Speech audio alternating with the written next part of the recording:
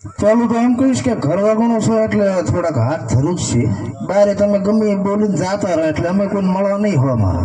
અને એને બધે હોમ જ મળવાના અને પાછા કાલે એમ કહીશ કે શું બોલતો હતો. આમ તો ઘરના કોઈ શકન લેવા કરતો નથી, પણ અમારા હસમુખભાઈ આટલું માન સન્માન આપ્યું છે. આવડા મોટા માથામાં તમે આવડો નાનો સાફો પહેરાઈ અને શિયાળામાં ઢાઈટ ના આવી તમે કોંબડી ઉઠાડી છે, તો તમારો ખૂબ ખૂબ આભાર.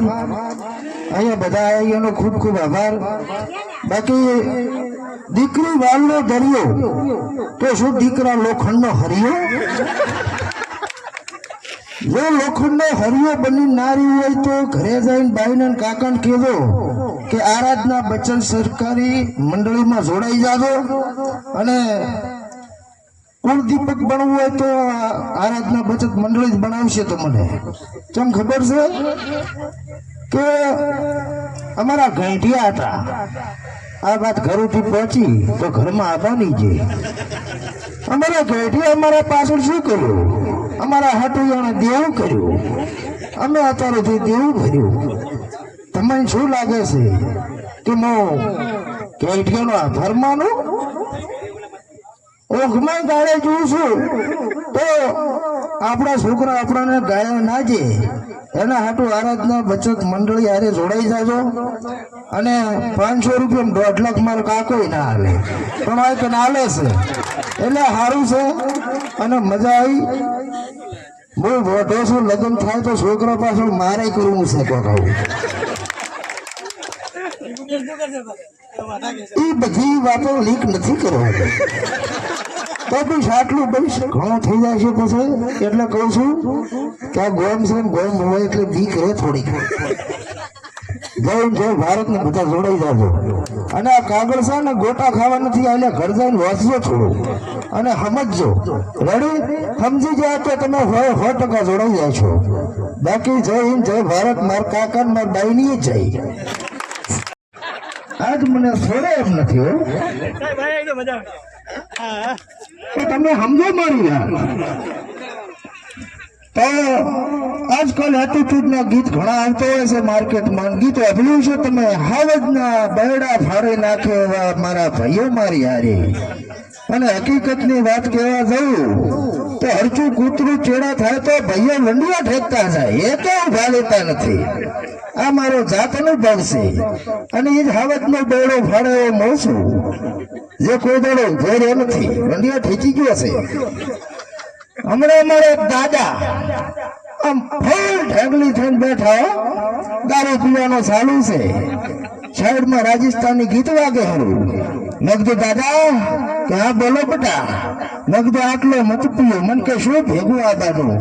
કીધું આમ કીધું પીશો તો મિલીને શું જાશો, એટલે માપે પીવો કીધું. બાકી જિંદગીમાં બધા પૈસા તો વાપરવા હાટું જ કમાતા હોય છે. તમે ધન કમાશો, દોલત કમાશો, એક સમય એવો આવશે તો એ ખૂટી જાય છે.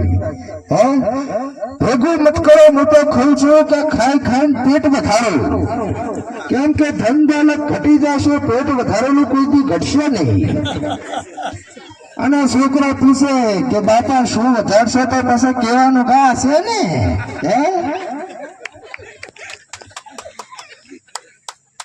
મારા દાદા ને હું ઘોડિયામાં હૂતો હતો નાનો એવો, અને તાર તો ઓછાથી વાતા કરો, કેમ કે મોઢાથી બોલીશ એમ કહીશ તો વળી તમે એમ કહીશો છોકરા છે ને બોલવા માંડ્યા.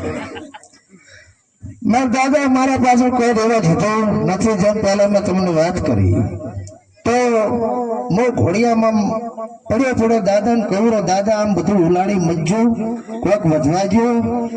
તો દાદા મને હસીને જવાબ આપ્યો કે બેટા તારું કર્મ મેં વાંચ્યું છે, તું મોટો થઈને કોઈ વધવા જીવાનો છે નહીં, એટલે હું પહેલથી પૂરું કરીને જોઉં છું. એટલે બેટા તારું કામ હું કરું છું, તું મને કઈ કેમ આશીર્વાદ આવે. તો દાદો બૂમ પડાવતા ગયા. અને અત્યારે સાહેબ શ્રીએ કીધું કે 75 વર્ષે મોત આવી જાય, પણ અત્યારના ખોરાક પ્રમાણે 40-50-75 પહોંચ્યા છે. તો જે જૂના ખોરાક હતા એની ઉંમર હતી 75-80 વર્ષની. બાકી અત્યારની ઉંમર કાઠી છે એટલે જોડાઈ જાજો હું તો કહું છું. એટલે છોકરો ચેડે ગાળે નાજે નકા વજન કોટે જોછી નાખશે કે ના 1.5 કિલોની નહીં 20 કિલો વાળી જવાજો. બેન હવે આટલું ઘણું હવે કેતા આપણે પગે પડી ગયો. ખૂબ ખૂબ ધન્યવાદ. વિનંતી કે ઝડપથી આવે અને નીલમબેન પરમારનું સન્માન કરશે. તેઓ deputy general manager Shri Bapunagar બ્રાન્ચમાં કામ કરે છે.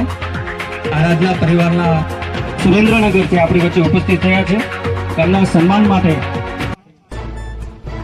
જયશ્રીબેનને વિનંતી કરીશ કે ઝડપથી આવે, શાલ અને સાફાથી એમનું સન્માન કરશે. જયશ્રીબેન.